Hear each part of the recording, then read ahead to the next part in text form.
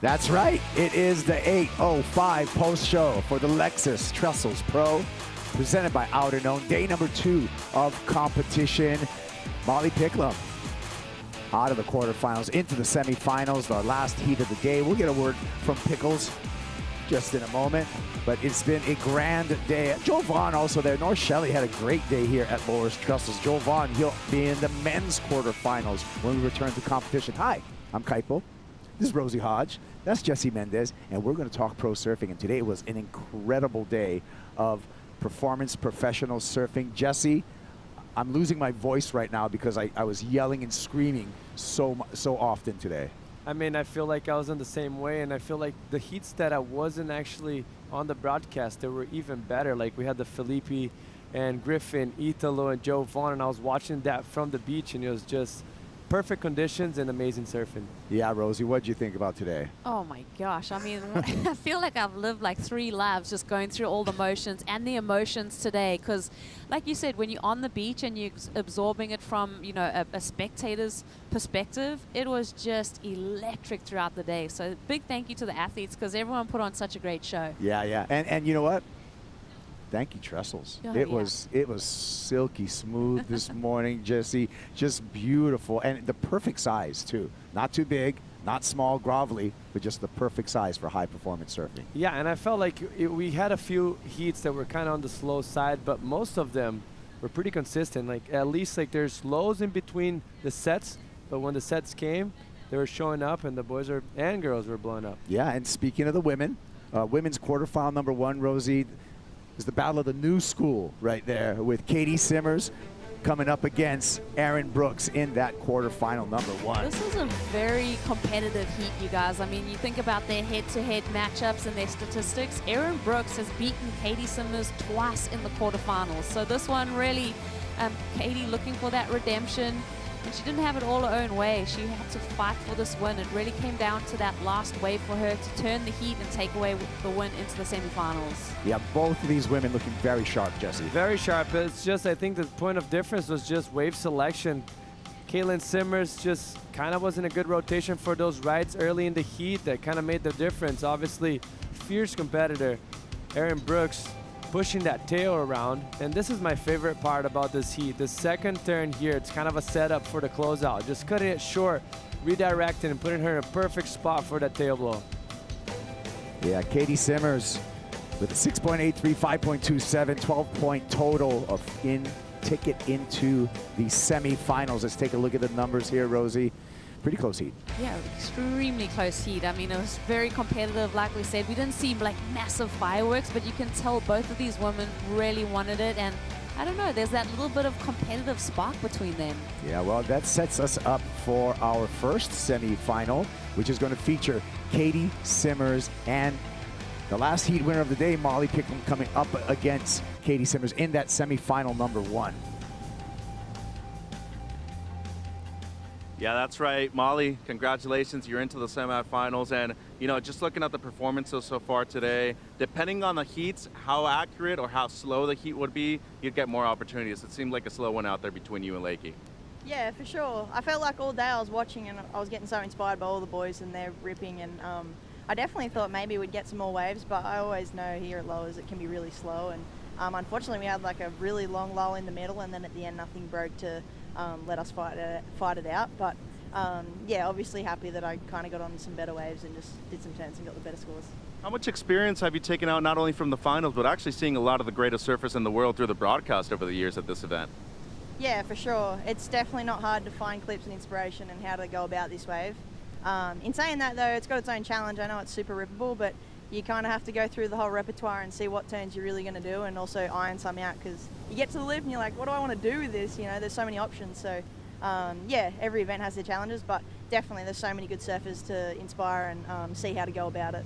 Yeah, potentially Saturday finals day, you're coming up against your good friend Caity, and I know numbers are in her favor, but with an equalizer like this one, do you think you could bounce back and maybe take the first one? Yeah, for sure. I'll be stoked to beat her. And obviously, hopefully there's a bunch of waves, so then we can surf it out. And yeah, it's really fun, Caity and I, when we verse. And it's way more fun when there's waves, and I'm sure the fans enjoy seeing us go wave for wave and fighting it out. But yeah, the numbers don't really speak to me. I know what she's capable of, I know what I'm capable of, and I really think that I have a chance against her for sure. I like that attitude. A message to your friends and family back home? Yeah, for sure. Thanks so much, guys. At least it was a bit later in the morning, so you guys got a good sleep, and yeah, I'm really happy with all your guys' support, and thank you, and sending my love back home. Congrats, see you on Saturday. Yeah, thank you, guys. Kaipo? Yeah, it is always a great battle when we talk about Caity Simmers coming up against Molly Picklum. That's one to look forward to. Another thing that we anticipated today, we knew the matchup was coming, Rosie, between Filipe Toledo and Griffin Colapinto, heat number 2 of the round of 16. This was actually one of the best heats of the entire year. Oh man, this has been one of the best heats that I've got to witness, even just working with the WSL. It was insane to just watch them go wave for wave, back and forth, the lead changing hands, Jesse. I mean, it was incredible, and it was prime time for the conditions as well. It was like the sun just came out. It was very clean. The tide was kind of in that median range, so it was beautiful waves, both lefts and rights, and the boys went to town. And Filipe kind of on the smaller waves, but just he's that good of a surfer that he can turn in any wave into a big score in an excellent range. That was insane. Insane. And it was crazy because I was on the beach, I was doing sideline, and it was like how close it was in the different camps, like Griffin's camp really pumping it up, and then you had Felipe's camp really pumping it up. And as always, when these two match up, it's so close, like you look at the waves and it can go either way. So it was just great to see that energy and feel that vibration from Griffin. All of San Clemente celebrating with Griffin Colapinto, dad up in the lifeguard tower. What a story, Jesse. I know, and I was actually surprised that he mentioned that he was kind of like surprised that he got the score, but man, you know, like it's different when you're on the wave. Sometimes you don't know how it looked. Yeah. But that last wave was out of this world. Well, look at the numbers. This one could have gone either way because both surfers were in the excellent range. Rosie, 16.83 versus 16.3. I mean, every heat, every matchup that they've had has been insane. I mean, Griffin, congratulations. That's your 100th heat win. He said he's going to take that as a good omen moving through this competition. So, insane surfing from both of them. I mean, Filipe, just so great. Love the story. Let's take a look at the brackets as our quarterfinals are all set up. Griffin Colapinto going to come against a red-hot Joel Vaughan to kick off the quarterfinals, Jesse. How's that second one, too? Are you kidding me? This is incredible. I'm so excited to watch all of this, and looks like the waves are going to be firing, so let's go. Yeah, this has been a landmark event. And again, thank you, Trestles, because the cobblestone point over here has been delivering. And speaking of that, let's take a look at our Surfline forecast and see what kind of swells are going to be hitting the cobblestones here in Southern California with our Surfline forecast. Rosie, looks like there was some action down under. Oh, there's some blobs, and they're making their way to us, and it's so fun. I mean, because we're at this stage in the competition, we've really saving the best for last. We knew that we were going to have this building swell from Saturday and Sunday and even through to Monday, and now it's just about picking that right moment to run this finals day. We can only run one day of the weekend due to permits, so you got to pick it Saturday or Sunday. Do you want the building swell or as it tapers off on Sunday? It's going to be an interesting one. Gosh, both days looking good to me, Jesse. I mean, it's a good problem to have, right? Like, the problem is when you have, like, not much swell, but, I mean, even the next 2 days look kind of fun, so plenty of waves on the horizon. Yeah, thank you to Surfline for that forecast. And speaking of forecasts, you know, you guys all know the feeling when you're at your local break, you're anticipating a swell coming, you're going down and checking out your local break. Well, here in San Clemente, we tagged along with Griffin Colapinto for a lowers surf check. Let's check that out.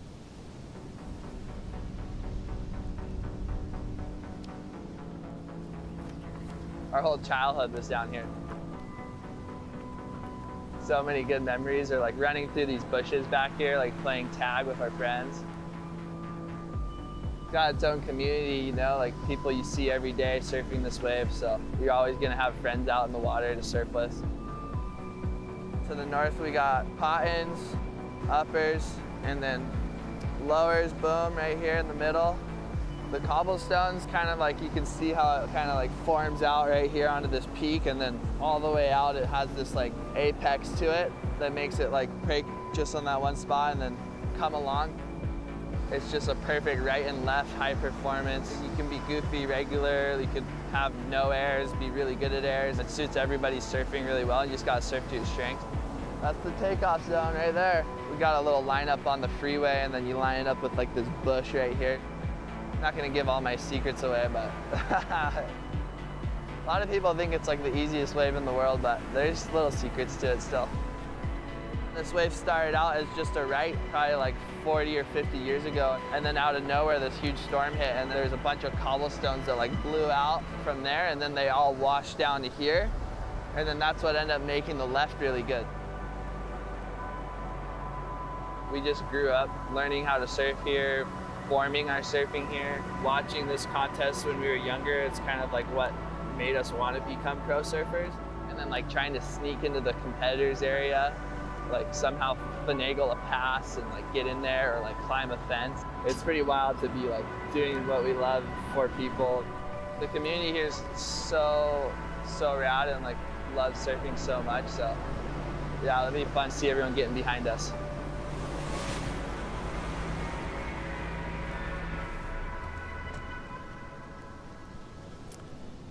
Yeah, it is certainly a special place, Trestles, a jewel on the Southern California coast. And it's so nice to be here and at this level of competition with this high performance wave. And thanks for the surf check, Griffin Colapinto. Now, you guys, let's check in. My favorite time, the Aero top 5 moments of today. And we got some moments for you in these top 5 moments. We're gonna start at number 5. And Joel Vaughan takes flight up against Italo Ferreria. Check this out.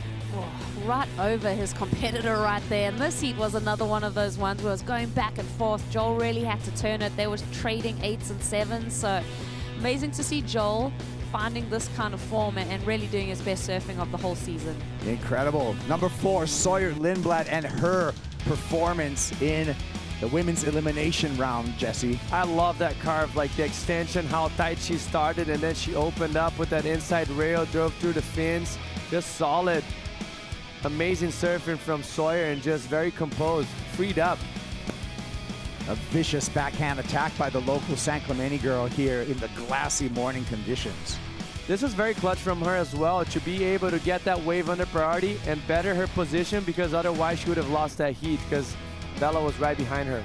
Number 3, it was Kanoa Igarashi up against Crosby Colapinto, but Kanoa, Rosie, he took the call, but he hung up the phone at the end of this heat. Oh, this last exchange was just had us on the edge of our seats. We see this one, Crosby gets the first wave, he locks in the 933. Kanoa out the back, takes off on this one and just unloads a few heavy-footed turns. He drops, you know, an 8.93 on this exchange and strengthens his lead and takes this one away from the local guy, Crosby Colapinto.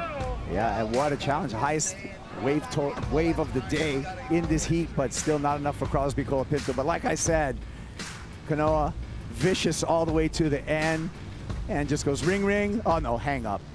I'm over. Great sportsmanship today. Number 2, Jesse, the surfing of Erin Brooks. She went excellent. I mean, it's fierce. Obviously, she had a heat against someone that wasn't in her prime in this event with Tyler Wright, but I mean, she really is second to none. The speed that she carries, how she cuts the water. It's second to none. It's incredible to see how fast she can drive through that inside rail and be so progressive on the women's side of surfing. Yeah, the young phenom came out and was able to do it on the lefts, able to do it on the rights. Come in with a win here. Number 1, this one's for the hometown Rosie, Griffin Colapinto and his 8.93 to flip the heat. Oh, it was so clutch from him, taking off on the last wave. This one decided on the sand. Griffin waiting in front of the judges' tower for that number to lock in. And look at the Groms, just like a Pied Piper, and everyone's just jumping out of their skin. Oh man, well what a day we had. Thank you, Rosie. Thank you, Jesse. Thank you, Trestles. Thank you, professional surfing. We are going to be off on Thursday and Friday, and our next call is going to be Saturday, 7:45 a.m. California time. Tune into worldsurfleague.com for all the updates and enjoy our end of the day highlights. Aloha.